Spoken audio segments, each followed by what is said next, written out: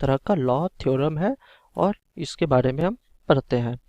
तो ईयर 1827 में, in the year 1827 एक साइंटिस्ट थे जिनका नाम था जॉर्ज साइमन, जॉर्ज साइमन ओम।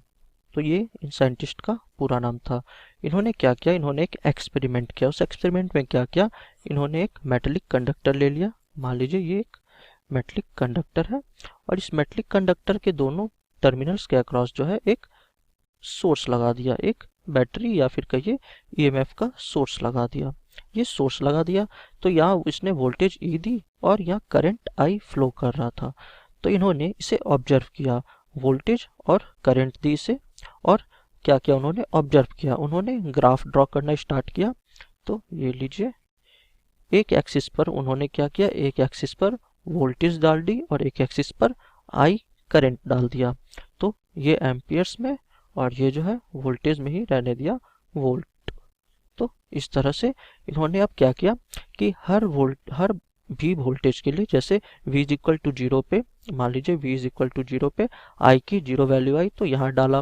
फिर v को कुछ बढ़ा दिया, v को बढ़ा के मान लीजिए यहाँ पे मैं डाल देता हूँ 0.1, ये यहाँ पे 0.1 डाल दिया मैंने। तो v इज इक्वल टू 0.1 पे देखा, तो v इज इक्वल टू 0.1 पे देखा तो i की वैल्यू 0.1 थी। उसी तरह v इज इक्वल टू 0.2 पे देखा, मतलब धीरे धीरे जो है उन्होंने वोल्टेज बढ़ाया, इस कंडक्टर के अक्रॉस वोल्टेज बढ़ाया। तो इस तरह से हर जगह पॉइंट्स प्लॉट किए। तो उन्होंने vi पे जब सब सारे पॉइंट्स को प्लॉट किया और उसके बाद जब उन्हें कंबाइन किया तो उन्होंने क्या देखा कि एक स्ट्रेट लाइन हमें ऑब्टेन हो रहा है। ये जो है एक स्ट्रेट लाइन है, तो ये एक स्ट्रेट लाइन आ गई। तो इन्होंने ये ऑब्जर्वेशन किया कि हमें जो है एक स्ट्रेट लाइन ऑब्जर्व हुई।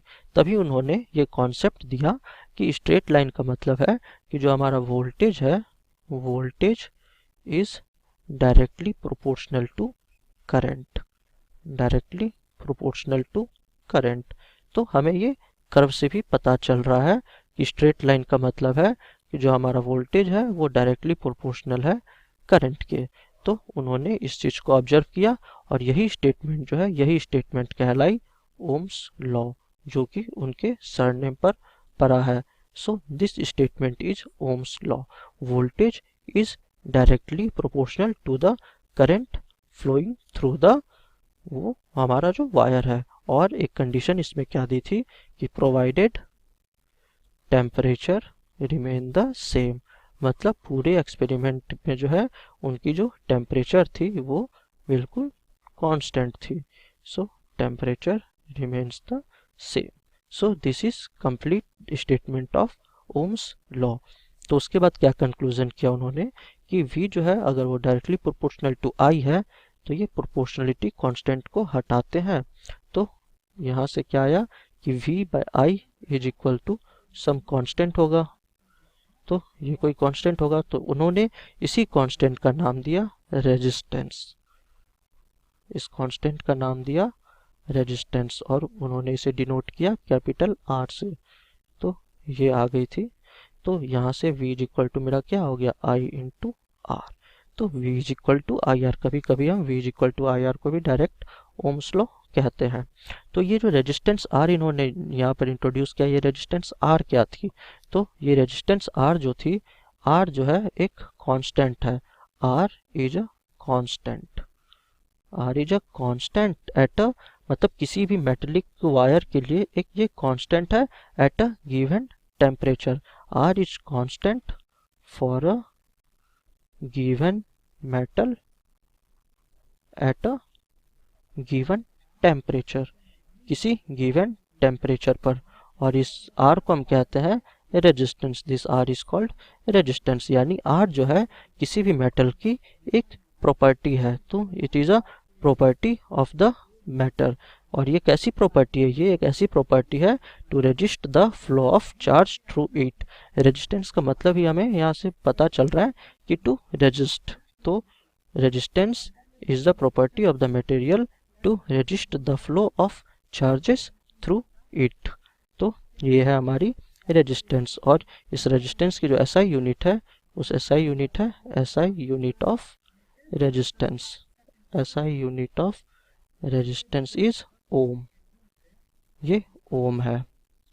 तो डालते हैं तो ये इस तरह का आता है, ये होता है इसका सिंबल ओम। ये एक्चुअली एक ग्रीक लेटर है, ग्रीक लेटर में इस सिंबल को हम ओम कहते हैं। तो यहाँ से हमारा ये ओम का सिंबल आया है। तो रेजिस्टेंस की जो है ऐसा यूनिट है ओम होती है। चलिए अब देखते हैं, हमने क्या कहा, हमने कहा कि R is equal to V upon I. अब सबको यूनिट के फॉर्म में हम लिखते हैं, तो इसका मतलब है 1 ohm is equal to 1 volt. V की वोल्ट होती है, करंट की क्या होती है एम्पियर्स, तो 1 एम्पियर ये आ गया मेरा। तो 1 ohm is equal to 1 volt upon 1 ampere. तो इसका मतलब हो गया कि 1 ohm is equal to 1 volt पर एम्पियर।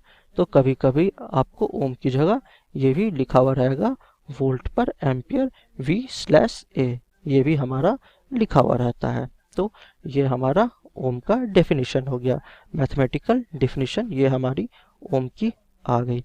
अब देखिए इस ओम्स लॉ से काफ़ी सारे कंक्लूजन भी हमारे बने।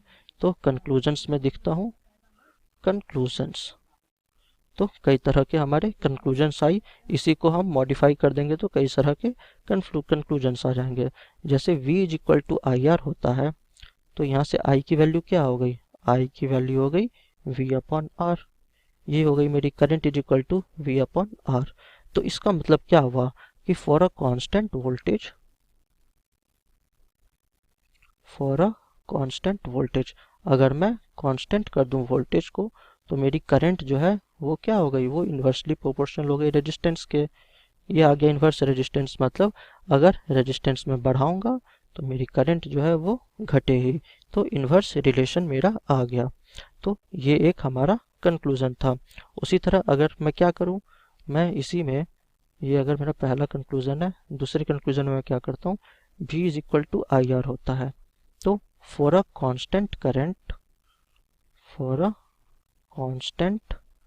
करंट, अगर मैं करंट को कांस्टेंट कर दूं तो मेरी जो अप्लाइड वोल्टेज है वो डायरेक्टली प्रोपोर्शनल टू रेजिस्टेंस हो गई। तो यहाँ पे डायरेक्ट प्रोपोर्शनलिटी का रिलेशन आ गया। तो ये हमारे कुछ ओम्स लॉ के कंक्लूजन्स है।